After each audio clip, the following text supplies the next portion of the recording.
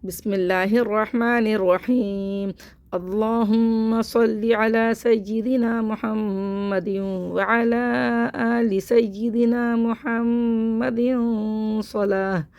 صلاة تنجينا بها من جميع الأهوال والآفات، وتقضي لنا بها جميع الحاجات، وتطهرنا بها من جميع السيئات، وترفعنا بها عندك أعلى الدرجات، وتبلغنا بها أقصى الغايات من جميع الخيرات في الحياة وبعد الممات، إنك مجيب الدعوات ورافع الدرجات، ويا قاضي الحاجات، ويا كافي المهمات، ويا دافع البليات، ويا حل المشكلات.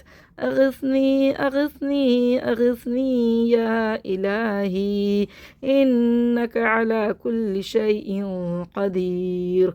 اللهم صل على سيدنا محمد النبي الأمي، على سيدنا محمد النبي الأمي وآله وبارك وسلم.